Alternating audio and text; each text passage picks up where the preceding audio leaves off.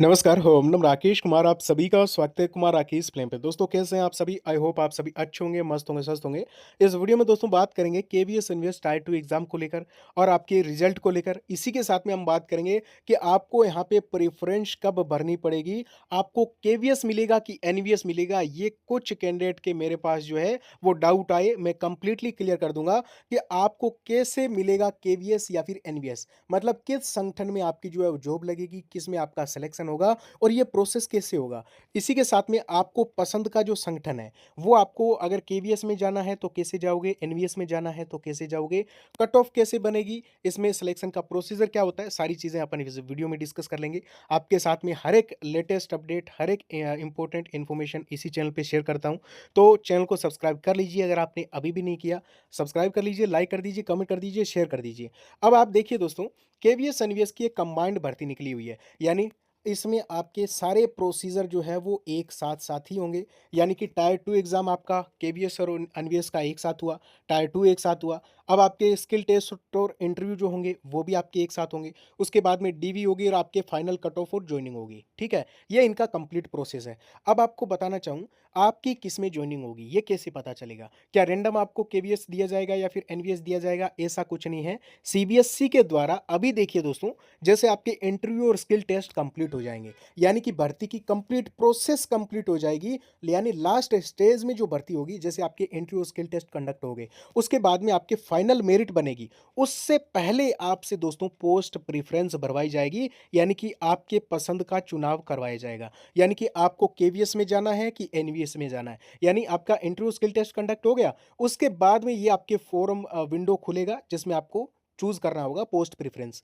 तो मान लीजिए आपके यहाँ पे फिर क्या है ना, दोनों की अलग-अलग कट ऑफ बनेगी और मान लीजिए आपके ये भी डाउट आते होंगे, सपोज़ कि मैंने केवीएस जेएसए का एग्ज़ाम दिया, मेरे 66 मार्क्स आ रहे हैं टायर 2 एग्ज़ाम में और यहाँ पे मैंने जो है वो चूज़ कर दिया था केवीएस जेएसए। मैंने कहा मुझे केवीएस जेएसए में जाना है, ये मेरी फर्स्ट प्रेफ़रेंस थी। अब देखिए केवीएस जेएसए की जो कट ऑफ गई है ना, वो गई है 67 मार्क्स, यानी 67 मार्क्स कट ऑफ चली गई केवीएस जेएसए की। लेकिन मेरे 66 मार्क्स हैं, तो मुझे केवीएस तो मिलेगा नहीं। तो क्या मुझे अगर मेरे मार्क्स अगर उस संगठन में पूरे नहीं होते हैं, कट ऑफ पार नहीं होती है, तो क्या मुझे बाहर कर दिया जाएगा?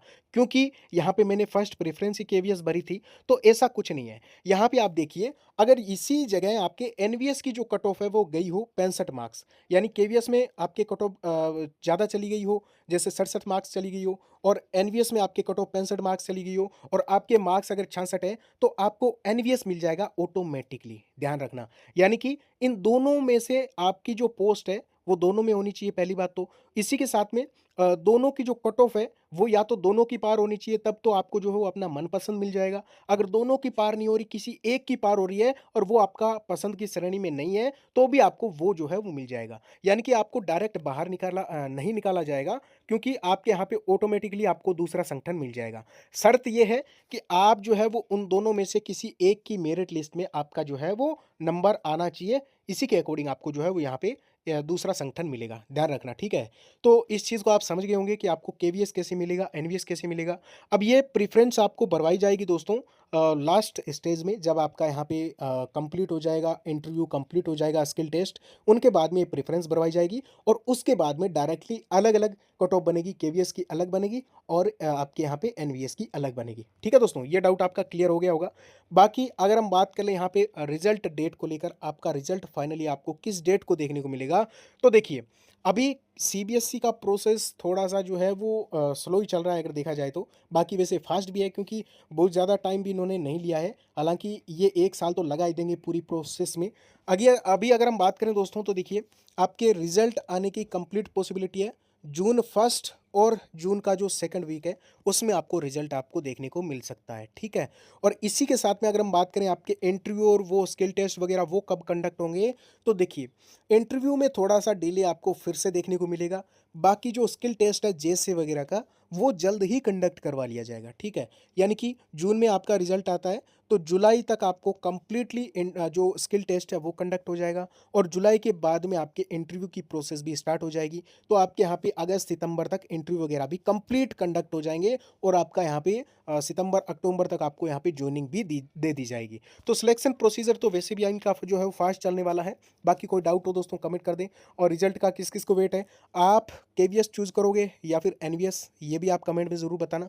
कोई डाउट है वो भी आप कमेंट में बताना। ओके, थैंक यू, नमस्कार।